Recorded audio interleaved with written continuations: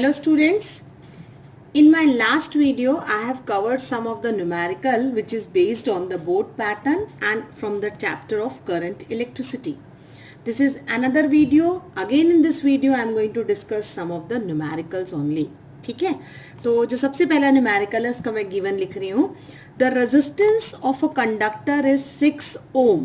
The resistance was given and that is 6 ohm. At 50 degree centigrade. So here now the comes degree, मतलब आपका temperature दिया हुआ है, यानी सीधे आपके दिमाग में टॉपिक आना चाहिए कि इलेक्ट्रिकल रेजिस्टेंस जो होता है वो टेम्परेचर से अफेक्ट करता है और increasing the temperature the resistance increases. ये टॉपिक हमने ऑलरेडी स्टडी किया हुआ है और एक ही हम इससे रिलेशन पढ़े हैं कि R1 या RT आप कह सकते हैं, what ever is R0 1 plus alpha theta.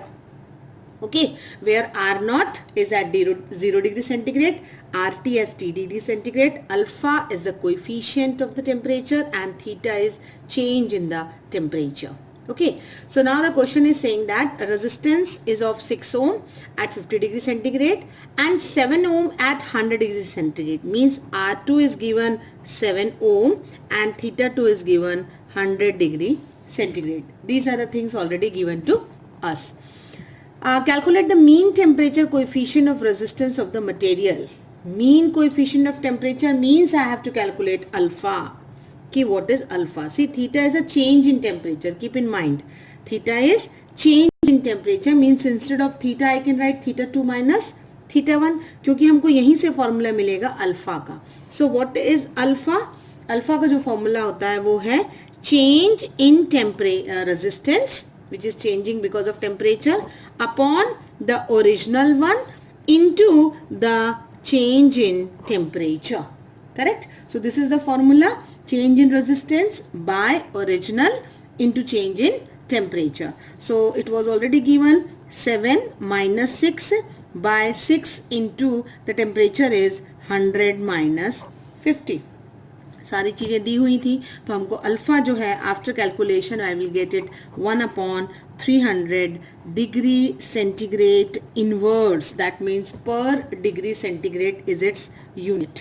ठीक है, तो अल्फ़ा जो होता है वो आपने कैलकुलेट कर लिया. अब उसने कहा था कि find the resistance of conductor at 0 degree centigrade, means what, I have to find कि what is R at 0 degree centigrade.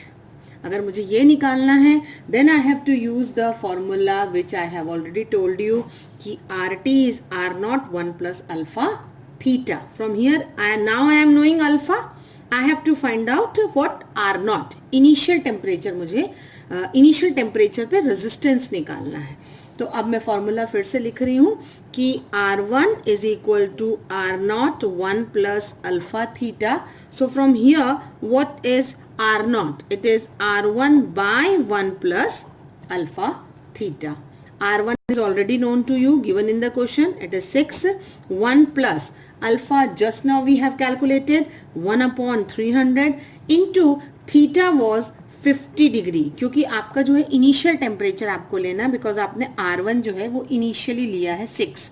तो जब रेजिस्टेंस 6 ओम था तो टेम्परेचर कितना था 50. जब आप इसे कैलकुलेट करेंगे तो इट इज 36/7 ओम, और you can write in decimal also, nearing 5.143 ohm. The next numerical says that a 60 watt 220 volt bulb is there. 60 watt 220 volt का एक बल्ब है. 60 वॉट का मतलब ये पावर है, 220 वोल्ट का मतलब इस वोल्टेज पर काम कर रहा है.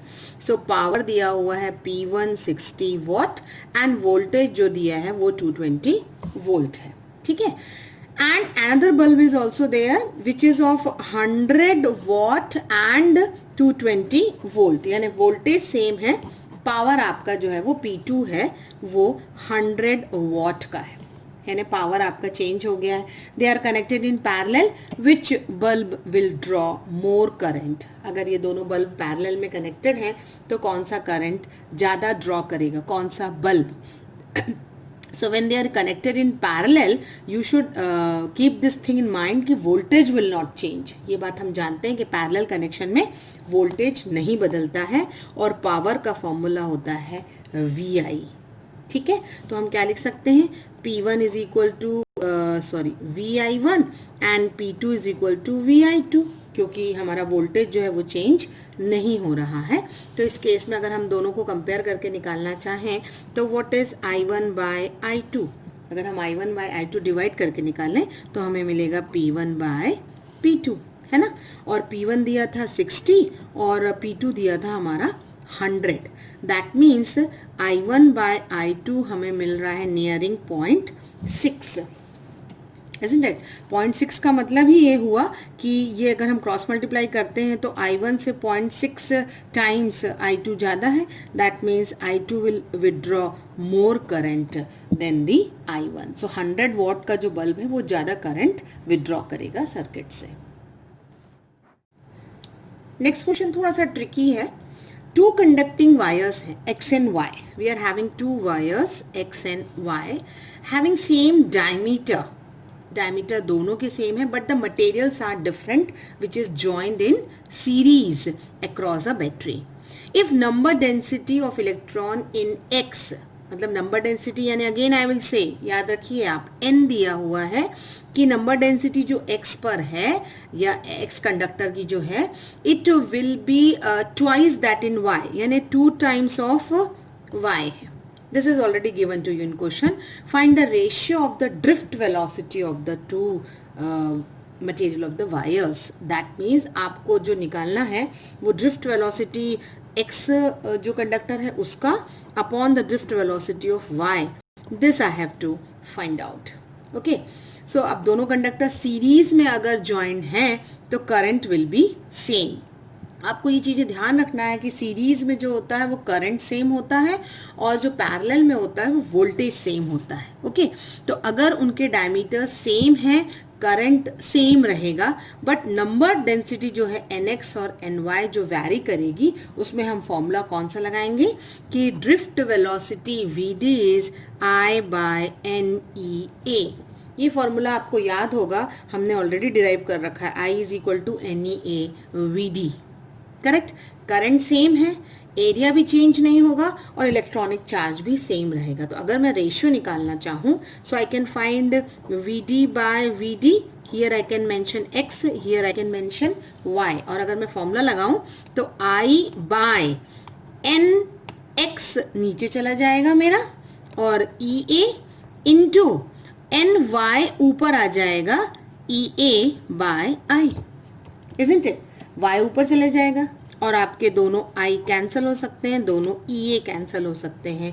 That means I will get VD by VD. ऊपर आपका X मटेरियल है, नीचे आपका Y है.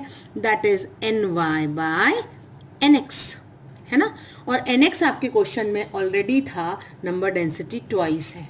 इसका मतलब आप क्या लिख सकते हैं, NY की जगह तो हमारा नंबर डेंसिटी रहेगा NY का ही और NX की जगह हो जाएगा ट्वाइस ऑफ NY.